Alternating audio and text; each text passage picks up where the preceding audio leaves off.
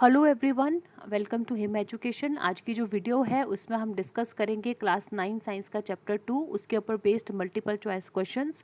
तो around 20 questions हम discuss करेंगे। आप कमेंट बॉक्स में ज़रूर बताइए कि 20 में से कितने क्वेश्चंस जो हैं वो आपके करेक्ट हुए हैं। तो आइए शुरू करते हैं फर्स्ट क्वेश्चन से। पहला क्वेश्चन है, a pure substance which is made up of only one kind of atoms and can not be broken down into two or more simpler substances by physical or chemical means is referred as।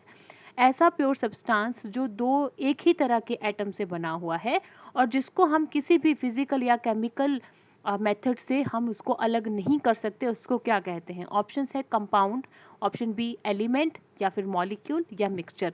तो थोड़ा सा अगर हम इसको समझें कि compound क्या होता है। कंपाउंड होते हैं जो ऐसे, it is a pure form of matter या प्योर सब्सटेंस भी बोल सकते हैं, जो दो या दो से ज़्यादा एलिमेंट से बना होता है। एलिमेंट क्या है? जिसमें सारे एटम्स सेम होंगे। जैसे ऑक्सीजन की बात करें तो ऑक्सीजन में सारे एटम्स ऑक्सीजन के होंगे, या गोल्ड की बात करें गोल्ड के सारे ही एटम्स गोल्ड के होंगे। तो वो एलिमेंट होता है कि एक ही तरह के एटम्स हैं। पर कंपाउंड में क्या है? दो या दो से ज़्यादा एलिमेंट मिलते हैं। ठीक है, इसका मतलब कंपाउंड में दो से ज़्यादा दो एलिमेंट मिले, जैसे मान लीजिए हाइड्रोजन हमने मिला लिया और साथ में ऑक्सीजन मिला लिया, तो वो क्या बन जाएगा? वाटर बन जाएगा। दो हाइड्रोजन और एक ऑक्सीजन, तो मैंने अलग अलग एलिमेंट्स यहाँ पे मिलाए, तो इसका मतलब मैं उनको केमिकली क्या कर सकती हूँ? ब्रेक डाउन भी कर सकती हूँ। तो कंपाउंड तो नहीं होगा, एलिमेंट यहाँ पे आंसर होगा, क्योंकि एलिमेंट एक ही तरह के एटम से बने हैं और इनको मैं चाहे फिजिकल मेथड हो चाहे केमिकल मेथड, इनको अलग नहीं कर सकती। मॉलिक्यूल जो है वो भी एक ही तरह के एटम से बने होते हैं, पर मॉलिक्यूल्स को क्या कर सकते हैं? हम केमिकल मेथड के द्वारा सेपरेट कर सकते हैं। और आगे आता है मिक्सचर। मिक्सचर मतलब दो सब्सटेंसेस से मिलके बनता है, और मिक्सचर को तो हम फिजिकल मेथड से भी अलग कर सकते हैं। ठीक है, तो ऑप्शन यहाँ पे क्या आ जाएगी? Option B, that is an element. ठीक है, नेक्स्ट क्वेश्चन आता है, name the metal which exist in liquid state at room temperature. कि ऐसी मेटल जो रूम टेम्परेचर के ऊपर लिक्विड स्टेट में रहती है। ऑप्शन हमारे पास मरकरी, सोडियम, पोटाशियम और ब्रोमीन। तो सही आंसर है option A, that is mercury. ठीक है, मरकरी जो है वो रूम टेम्परेचर के ऊपर भी लिक्विड फॉर्म में रहता है। अब तो जैसे दूसरे हमारे पास जो थर्मामीटर्स है वो आने शुरू हो गए। पहले जो थर्मामीटर्स होते थे क्लासिकल वाले, उसमें जो मरकरी होता था वो लिक्विड फॉर्म में जो टेम्परेचर बताता था वो इस तरह से बता पाता था, क्योंकि मरकरी जो है वो लिक्विड फॉर्म में रहता है। उसके अंदर जैसे जैसे टेम्परेचर बढ़ता है तो मरकरी भी क्या करता है? ऊपर की तरफ वो टेम्परेचर शो करने के लिए ऊपर की तरफ जो है वो बढ़ता है। तो मरकरी जो है वो लिक्विड फॉर्म में होता है, दैट इज अ मेटल। ठीक है, नेक्स्ट है question number 3, which of the following property does not describe a compound. कौन सी ऐसी प्रॉपर्टी है जो कंपाउंड की नहीं है, या जो ऐसा जो कंपाउंड को डिस्क्राइब नहीं करती है? चार हमारे पास प्रॉपर्टीज दी गई हैं। सबसे पहले है, it is composed of two और मोर एलिमेंट्स। बिल्कुल सही है, जो कंपाउंड है ये दो या दो से ज़्यादा एलिमेंट से बना होता है। आगे है, इट इज़ प्योर सब्सटेंस। क्या ये प्योर सब्सटेंस है? बिल्कुल, क्योंकि जब एलिमेंट से बना होगा, element itself is a pure substance. ठीक है, एलिमेंट क्योंकि एक ही तरह के एटम्स होते हैं, तो जो हमारे पास कंपाउंड है वो दो या दो से ज़्यादा एलिमेंट से बना होता है, तो it is a pure substance. Pure substance मतलब इसमें किसी भी तरह इसके जो कंस्टिट्यूएंट एलिमेंट्स होंगे या इसके कंस्टिट्यूएंट जो एटम्स होंगे वो एक ही तरह के होंगे। नेक्स्ट है, it can not be separated into constituents by physical means. जब बन गया हमारे पास कंपाउंड दो या दो से ज़्यादा एलिमेंट्स को बना के, तो उसको हम जो है फिजिकल मेथड के द्वारा अलग नहीं कर सकते। फिजिकल मेथड जैसे फिल्ट्रेशन हो गया या हैंड पिकिंग हो गया, इससे द्वारा हम इनको अलग नहीं कर सकते। तो ये भी बिल्कुल प्रॉपर्टी है। लास्ट है, it is mixed in any proportion by mass. तो ये जो है वो कंपाउंड की प्रॉपर्टी नहीं है, क्योंकि जब भी कंपाउंड होता है दो या दो से ज़्यादा एलिमेंट से मिलकर ये बनता है, तो जो उसमें रेशो होती है मास की वो बिल्कुल कांस्टेंट होती है। किस तरह से? अगर मैं आपको एग्जांपल से बताऊं, वाटर हमारे पास क्या है? H2O, मतलब दो एटम्स किसके हैं? हाइड्रोजन के, और एक किसका है? ऑक्सीजन का। तो ये जो रेशो है क्या है? 2:1। तो ये रेशो हमेशा 2:1 ही रहेगी, इसको मैं 3:1 नहीं कर सकती।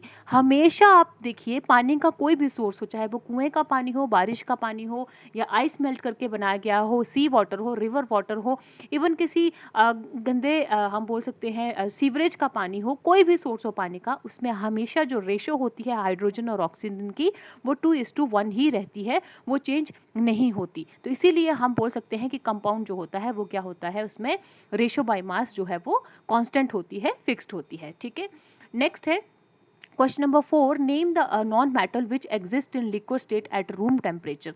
नॉन मेटल की यहाँ पे बात की गई है। अब यहाँ पे थोड़ा सा कंफ्यूज करने के लिए मैंने थर्मामीटर दिया गया है, क्योंकि आप हो सकता है कि आप इसको पढ़ो और मरकरी इसका आंसर कर दो, पर मरकरी यहाँ पे मेटल है और क्वेश्चन में नॉन मेटल पूछा गया है, तो ऑप्शन बी जो है वो सही आंसर होगा, ब्रोमीन। ब्रोमीन जो है वो नॉन मेटल है और रूम टेम्परेचर के ऊपर वो लिक्विड फॉर्म में रहता है। नेक्स्ट है question number 5, purity of solid substance can be checked by it's boiling point, melting point, solubility on water या फिर सॉल्युबिलिटी इन अल्कोहल। तो किसी भी सॉलिड सब्सटेंस की प्योरिटी अगर हमने चेक करनी है तो वो कैसे कर सकते हैं। तो यहाँ पे एक चीज़ समझने वाली है कि हमने किसी की अगर प्योरिटी चेक करनी है किसी भी सब्सटेंस की, तो हम दो तरीके से कर सकते हैं, या तो बॉइलिंग पॉइंट से या मेल्टिंग पॉइंट से। पर यहाँ पे सॉलिड सब्सटेंस पूछा गया है। अब कोई भी मान लीजिए सॉलिड सब्सटेंस है, उसको जब हम हीटअप करेंगे तो सबसे पहले वो बॉयल करेगा या मेल्ट करेगा, ऑब्वियसली मेल्ट करेगा। ठीक है, तो जब वो मेल्ट करेगा पहले, तो किसी भी सॉलिड सब्सटेंस की प्योरिटी हम उसके मेल्टिंग पॉइंट से पता कर सकते हैं, क्योंकि अगर उसमें इम्प्योरिटीज़ होंगी किसी भी सब्सटेंस में, कोई भी इम्प्योर सब्सटेंस है उसमें इम्प्योरिटीज़ होंगी, तो वो क्या होगा, उसका मेल्टिंग पॉइंट क्या होगा, कम आएगा। कि मान लीजिए कोई हमारे पास ऐसा सब्सटेंस है जिसका मेल्टिंग पॉइंट है 50 डिग्री सेल्सियस, अगर उसमें इम्प्योरिटीज़ हैं तो हो सकता है उसका मेल्टिंग पॉइंट जो है वो 45 डिग्री ही आए, मतलब 45 डिग्री सेल्सियस आते ही वो मेल्ट होना शुरू कर दे। तो वहाँ से हम जो है चेक कर सकते हैं कि वो प्योर है या नहीं है। तो सॉलिड सब्सटेंस के केस में ये हमेशा मेल्टिंग पॉइंट होता है।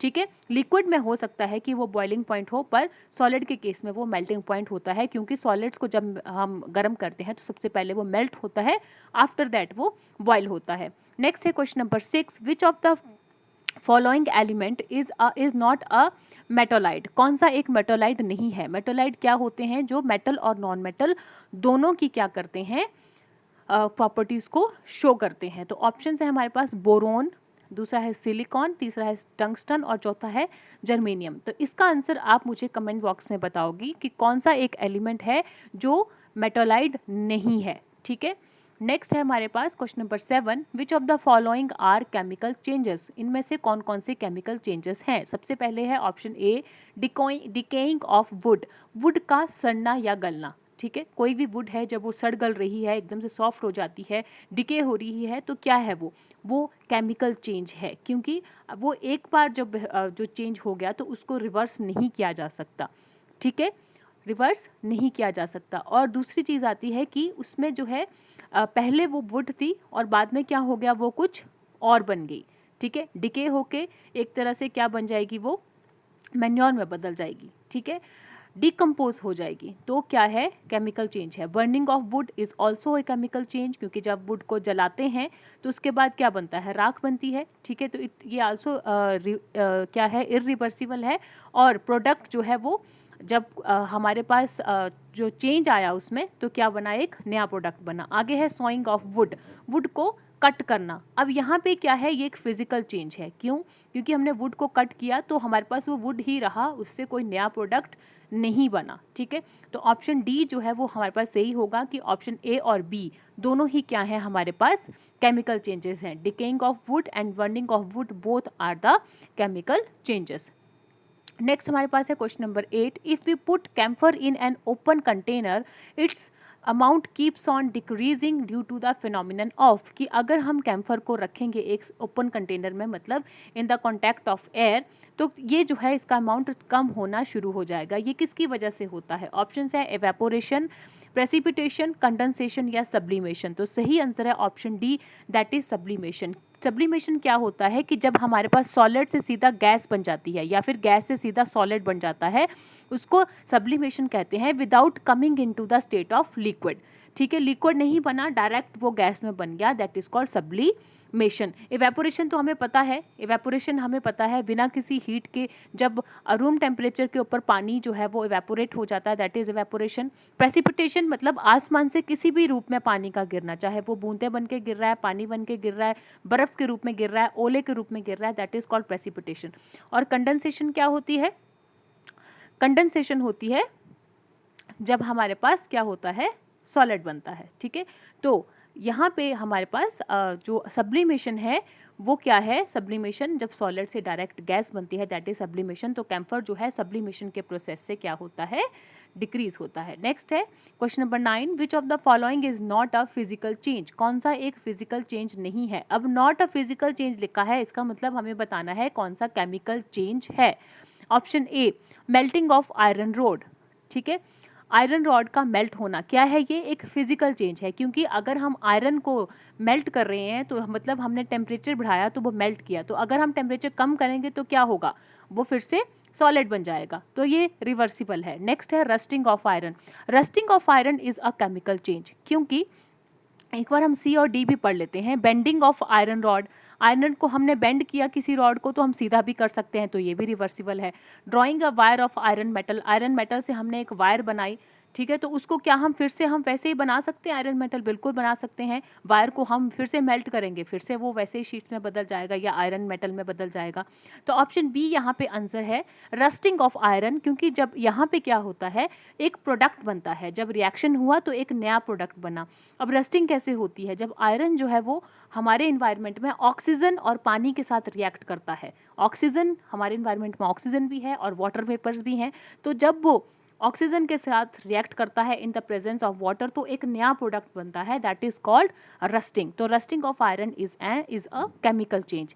नेक्स्ट है question number 10, when the liquid is spun rapidly the denser particles are forced to bottom and the lighter particles stay at the top, this principle is used in। अब यहाँ पे ना हमसे इन्होंने पूछा है कि जब हम लिक्विड को किसी एक चीज़ में डाल के उसको गोल गोल बहुत तेज़ी से घुमाते हैं तो जो डेंसर पार्टिकल्स हैं, जो भारी पार्टिकल्स होंगे वो नीचे चले जाएंगे और जो लाइटर होंगे वो ऊपर की तरफ आ जाएंगे। इसको क्या कहते हैं, इसको कहते हैं सेंट्रीफ्यूगेशन। सेंट्रीफ्यूगेशन मतलब कि किसी भी चीज़ को इतना तेज़ी से गोल गोल घुमाना कि जो डेंसर पार्टिकल है वो नीचे बैठ जाएं, लाइटर पार्टिकल्स ऊपर आ जाएं। ये कहाँ कहाँ यूज़ होता है, मिल्क से क्रीम निकालने के लिए यूज़ होता है या फिर ब्लड टेस्ट के लिए भी यूज़ होता है। ब्लड को एक टेस्ट ट्यूब में डाल के इसमें गोल गोल घुमाया जाता है तो उसमें क्या होता है, जो प्लाज्मा होता है वो थोड़ा सा येलो कलर का होता है, लाइटर होता है, वो ऊपर की तरफ आ जाता है और जो रेड ब्लड सेल होते हैं वो डेंसर होते हैं, वो नीचे की तरफ चले जाते हैं। इस तरह से ब्लड में जो क्या इम्प्योरिटी है या क्या चेक करना है वो इजीली चेक किया जा सकता है।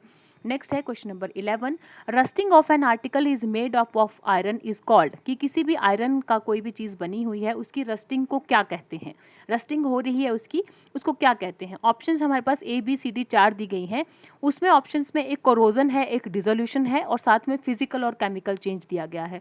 हमने पीछे अभी पढ़ा कि रस्टिंग ऑफ आयरन क्या होती है, केमिकल चेंज है, ठीक है। तो केमिकल चेंज वाले कौन कौन से हैं, सी और डी। अब हमें सिर्फ ये बताना है कि ये कोरोजन है या डिसोल्यूशन है। तो ये कोरोजन है। कोरोजन क्या होता है, जब भी कोई मेटल जो है वो अपने इन्वायरमेंट में से किसी भी चीज़ के साथ रिएक्ट करके डिके होती है, मतलब खराब होती है, तो वो कोरोजन होता है। तो ऑब्वियसली जब आयरन जो है जब एनवायरमेंट में ऑक्सीजन और वाटर के साथ रिएक्ट करता है तो वो खराब होता है, that is called corrosion of chemical change. अगर डिसोल्यूशन की बात करें, डिसोल्यूशन होता है किसी चीज़ का डिजोल्व होना, जैसे हम शुगर को पानी में डिजोल्व करते हैं, that is called dissolution. Solute का सॉल्वेंट में डिजोल्व होना, ठीक है। तो ऑप्शन सी हमारे पास आंसर यहाँ पे है। नेक्स्ट है question number 12, one common method use to separate dyes is, कि हम जब डाइज क्या होती है, कलर्स होते हैं, जो कलर्स होते हैं, इंक जैसे हो गया, इंक क्या है, it is a mixture of water and dye, dye मतलब कलर कंटेंट जो है। तो जो डाइज को अगर हमने अलग करना है तो कौन सा मेथड यूज़ किया जाता है। अब जो इंक है, हम मान लीजिए हम ब्लू इंक की बात कर रहे हैं, अगर हम सोचें कि ब्लू इंक में सिर्फ ब्लू डाई है और ब्लू कलर है तो हम रॉन्ग है यहाँ पे, क्योंकि that is the mixture of 2-3 colours, ठीक है, उसमें भी 2-3 कलर की डाइज होती हैं। तो उनको अलग करने के लिए कौन सा मेथड यूज़ किया जाता है। ऑप्शन है हमारे पास फिल्ट्रेशन, डिस्टिलेशन, क्रोमेटोग्राफी या कंडक्टिविटी। तो सही आंसर है option C, that is chromatography. Chromatography use की जाती है। अब जब डाइज को यूज़ किया जाता है उसमें भी एक डिफरेंशियल मूवमेंट होती है, कैसे कि जो डाइज हैं उसमें अलग अलग कलर होंगे, उन कलर्स की अलग अलग मूवमेंट है। मतलब जब क्रोमेटोग्राफी के थ्रू इनको अलग किया जाता है तो कलर जो है कुछ ज़्यादा स्पीड के साथ चलते हैं, कुछ कम स्पीड के साथ। जो ज़्यादा स्पीड के साथ चलेंगे वो पहले अलग हो जाएंगे, जिनकी कम होगी वो थोड़ा लेट जो है वो अलग होंगे। तो उनकी डिफरेंशियल मूवमेंट की वजह से ही वो क्या होते हैं, अलग होते हैं, ठीक है। नेक्स्ट है हमारे पास question number 13, heterogeneous mixture in which the solute particles do not dissolve and remain suspended throughout the solvent and the solute particles can be seen with the naked eyes is known as, मतलब ऐसे heterogeneous mixture हमें पता है जो stable नहीं होते, ठीक है, या यूनिफॉर्म नहीं होते। तो जो सॉल्यूट पार्टिकल्स हैं जब वो डिसॉल्व नहीं होते और उसमें ऐसे सस्पेंडेड रहते हैं और इनको हम बिना किसी माइक्रोस्कोप की या हम नेकेड आई से भी देख सकते हैं, तो उनको क्या कहते हैं, उसको कहते हैं सस्पेंशन। इसके लिए आपको जो है कोलाइडल, सस्पेंशन और ट्रू सोल्यूशन को समझने की बहुत ज़्यादा ज़रूरत है। इसकी भी मैंने एक वीडियो बनाई है पार्ट 1 पार्ट 2, आप देख सकते हैं चैप्टर 2 की, बहुत इंपॉर्टेंट है, सारा का सारा चैप्टर आपको उसमें से समझ आ जाएगा। तो सस्पेंशन हो गई कि जब हम, जैसे मान लीजिए सैंड को मैंने पानी में मिलाया, तो सैंड जो है वो उसमें सस्पेंडेड रहेगा, सैंड के पार्टिकल जो है पानी में मुझे दिखेंगे, नेकेड आई से भी देख सकती हूँ, दैट इज कॉल्ड सस्पेंशन। और अगर मैं अनडिस्टर्ब्ड इसको छोड़ दूं तो पानी के नीचे जो है सतह पे वो क्या हो जाएंगे, सरफेस पे जमा हो जाएंगे, दैट इज कॉल्ड सस्पेंशन, ठीक है। कोलाइडल में क्या होता है, कोलाइडल में भी ऐसा ही होता है, सस्पेंडेड तो होते हैं पार्टिकल्स पर उनको हम नेकेड आई से नहीं देख सकते। 1 नैनोमीटर और 100 नैनोमीटर के बीच इनकी जो क्या होती है, साइज होती है, और सोल्यूशन में पार्टिकल्स बहुत ही छोटे होते हैं, 1 नैनोमीटर से भी छोटे होते हैं, ठीक है। नेक्स्ट है question number 14, the continuous zigzag movement of colloidal particles in a dispersion medium is called. Colloidal particles का किसी भी डिस्पर्शन मीडियम में जो zigzag मूवमेंट होता है उसको क्या कहते हैं। थोड़ा सा मैं यहाँ पे समझाऊंगी आपको कि डिस्पर्शन मीडियम क्या है। हम बात करते हैं सॉल्यूट और सॉल्वेंट की। मैंने चीनी को पानी में घोला तो मैं कहूँगी जो शुगर है वो सॉल्यूट है और जो पानी है वो सॉल्वेंट है। तो जो कोलाइडल सॉल्यूशन होते हैं उसमें जो सॉल्वेंट होता है उसको हम डिस्पर्शन मीडियम बोलते हैं और जो सॉल्यूट है उसको हम डिस्पर्स्ड फेस बोलते हैं। बहुत सिंपल है, आपने बस इतना सा याद रखना है कि होता वो भी सॉल्यूट और सॉल्वेंट है, बस हमने नाम अलग दिया है। उसको हम बोलते हैं डिस्पर्शन मीडियम, किसको, सॉल्वेंट को, और डिस्पर्स्ड फेस जो है वो सॉल्यूट है। तो डिस्पर्शन मीडियम मतलब सॉल्वेंट में जो जिगजैग मोशन हो रहा है पार्टिकल्स का उसको क्या कहते हैं, उसको हम कहते हैं ब्राउनियन मूवमेंट। ब्राउनियन मूवमेंट क्या होती है कि पार्टिकल्स जो हैं वो कॉन्टिन्यूसली मूव कर रहे हैं, that is called Brownian movement. और कोलाइडल सॉल्यूशन में ऐसा ही होता है, पार्टिकल्स जो है वो सस्पेंडेड रहते हैं, कॉन्टिन्यूसली मूव कर रहे हैं। अगर हम उसको अनडिस्टर्ब छोड़ेंगे तो वो नीचे सरफेस पे इकट्ठा नहीं होंगे, ठीक है। इसी मूवमेंट की वजह से ये जो कोलाइडल सॉल्यूशन है वो हमेशा टिंडल इफेक्ट शो करते हैं। मतलब जब इस सॉल्यूशन में से मैं लाइट पास करूंगी तो मुझे जो लाइट का विजिबल पाथ भी नजर आएगा और ये लाइट को स्कैटर भी करेंगे। स्कैटर क्यों करते हैं, क्योंकि पार्टिकल्स जो है वो उनके बीच की डिस्टेंस हमेशा मूव कर रहे हैं तो लाइट को वो स्कैटर करते हैं। यही एक रीज़न है, हमेशा याद रखना है कि जो कोलाइडल सॉल्यूशन होते हैं वो हमेशा टिंडल इफेक्ट दिखाते हैं और इनमें ब्राउनियन मूवमेंट जो है वो होती है। नेक्स्ट है question number 15, which of the following non metal is a good conductor of electricity. कौन सी ऐसी नॉन मेटल है जो इलेक्ट्रिसिटी को पास होने देती है या कंडक्ट करती है, तो ऑप्शन बी यहाँ पे जो है वो आंसर आ जाएगा, दैट इज ग्रेफाइट, ठीक है। नेक्स्ट हम देखते हैं question number 16, when two liquids do not mix they form separate layers are known as. कि जब दो लिक्विड आपस में मिक्स नहीं होते तो वो अलग अलग लेयर्स बनाते हैं, उसको क्या कहते हैं। जैसे ऑयल और वाटर हो गया, हम उसको मिक्स करेंगे तो अच्छे से मिक्स नहीं होंगे, ऊपर ऑयल की अलग लेयर बन जाएगी और पानी की अलग लेयर, क्योंकि दोनों की डेंसिटी में फ़र्क है, दोनों की डेंसिटीज अलग अलग हैं, इसलिए वो मिक्स नहीं हुए। तो इनको क्या कहा जाता है, ऑप्शन बी यहाँ पे राइट होगा, दैट इज इमिसिबल लिक्विड्स। और मिसिबल कौन होते हैं, जो अच्छे से मिक्स हो गए, जैसे पानी और मिल्क, वो अच्छे से मिक्स हो गए तो मिसिबल, और पानी और ऑयल नहीं हुए तो वो इमिसिबल है, ठीक है। नेक्स्ट है question number 17, how one can separate ammonium chloride from a mixture containing ammonium chloride and sodium chloride. Ammonium chloride और सोडियम क्लोराइड मतलब सॉल्ट, अमोनियम क्लोराइड और सोडियम क्लोराइड का मिक्सचर है, दोनों सॉलिड हैं, मिक्सचर है, उनको अलग करना है तो कैसे कर सकते हैं। बहुत सिंपल है, ऑप्शंस है हमारे पास, प्रेसिपिटेशन, सब्लिमेशन, क्रोमेटोग्राफी या सेंट्रीफ्यूगेशन। तो सही आंसर है option B, that is sublimation. Sublimation तब यूज आती है जब दोनों में से एक चीज इवेपोरेट हो जाए, ठीक है, वॉलेटाइल है मतलब इवेपोरेट होगी। हाँ, जब हम टेम्परेचर बढ़ाएंगे तो दूसरी चीज़ नीचे बैठी रहेगी और दूसरी जो पहली वाली है वो इवेपोरेट होके ऊपर कंडेंस मतलब सॉलिड में बदल जाएगी और अलग हो जाएगी। तो यहाँ पे सब्लिमेशन का यूज़ किया जाता है। क्रोमेटोग्राफी कब यूज़ होती है, डाइज को अलग करने के लिए, और सेंट्रीफ्यूगेशन कब, जब डेंसर पार्टिकल्स नीचे बैठ जाते हैं और लाइटर पार्टिकल्स ऊपर आ जाते हैं, ठीक है। नेक्स्ट है question number 18, the amount of solute present per unit volume of solution is known as. कि सॉल्यूट जब पर यूनिट वॉल्यूम के हिसाब से सॉल्यूशन में प्रेजेंट होता है उसको क्या कहते हैं।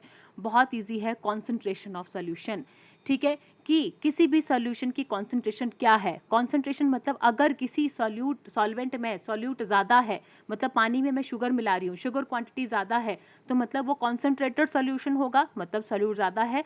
और अगर सॉल्यूट कम है, चीनी कम है पानी में, तो मतलब उसकी कॉन्सेंट्रेशन कम होगी, दैट इज़ वो डाइल्यूट सॉल्यूशन होगा। तो किसी भी चीज़ की कॉन्सेंट्रेशन को अगर हमने पता करना है तो हम क्या बोलेंगे कि उसमें कितना जो है वो सॉल्यूट है, that tells us about the concentration of solution. Next है क्वेश्चन नंबर 19 और 20। 19 है the two substances A and V when brought together form a substance C with evolution of heat. The properties of C are entirely different from A and V. The substance C is, कि हमने दो substance को मिलाया A और B, ठीक है, उनको हमने मिलाया तो एक नया सब्सटेंस बना और साथ में थोड़ी सी हीट भी निकली, ठीक है। अब जो नया सब्सटेंस बना उसकी प्रॉपर्टीज ए और बी, जो हमने दो जो सब्सटेंस मिलाए थे उनसे बिल्कुल डिफरेंट है। तो सी सब्सटेंस क्या है, क्या ये कंपाउंड है या फिर एलिमेंट है या फिर मिक्सचर है, ठीक है। तो सही आंसर है इसका option A, that is compound. कैसे? अब मान लीजिए पहला कंपाउंड हमारे पास हाइड्रोजन है और दूसरा है हमारे पास ऑक्सीजन है, ठीक है। मैंने यहाँ पे दो हाइड्रोजन के एटम लिए और एक ऑक्सीजन का, जब मैंने उसको मिलाया तो मेरे पास क्या बना, H2O, जो कि दोनों से बिल्कुल डिफरेंट है। क्या है ये? वाटर है, ठीक है। तो उसको क्या कहते हैं? कंपाउंड बनते हैं। जब दो एलिमेंट्स मिलके बनाते हैं, तीसरा जो प्रोडक्ट बनता है बिल्कुल डिफरेंट होता है, ठीक है, तो उसको क्या कहते हैं हमारे पास? कंपाउंड। नेक्स्ट है question number 20। The process use to separate oil and water. Oil और वाटर को अगर हमने अलग करना है तो कैसे अलग करेंगे? सीधी सी बात है, ऑयल और वाटर दोनों की डेंसिटीज अलग अलग हैं, तो उनको अलग करने के लिए हम सेपरेटिंग फनल का यूज़ करेंगे। इसमें क्या किया जाता है, जब ऑयल और वाटर के मिक्सचर को सेपरेटिंग फनल में डालते हैं तो इसके नीचे एक छोटा सा पीछे कॉक लगा होता है, हम उसको खोलते हैं तो नीचे से पानी जो है वो बाहर निकलना शुरू हो जाता है। जैसे ही पानी जो है उस कॉक तक पहुंचेगा, ये ऊपर ऑयल है, जैसे ही पानी यहाँ तक निकल जाएगा, ऑयल जैसे ही वहाँ तक पहुंचेगा कॉक को बंद कर देंगे और जो ऑयल जो है वो ऊपर रह जाएगा क्योंकि उसकी डेंसिटी अलग है। तो इस तरह से हम जो है सेपरेटिंग फनल के थ्रू इनको अलग कर सकते हैं। तो ये थे 20 क्वेश्चंस। आई होप ये क्वेश्चंस आपको हेल्प करेंगे। अगर वीडियो अच्छी लगी तो प्लीज़ चैनल को सब्सक्राइब कीजिए, लाइक कीजिए और शेयर कीजिए। और इस चैनल की एक्सप्लेनेशन के लिए आप प्ले लिस्ट में जाके देख सकते हैं। इस चैप्टर को अच्छे से एक्सप्लेन किया गया है। Thank you so much. Have a nice day.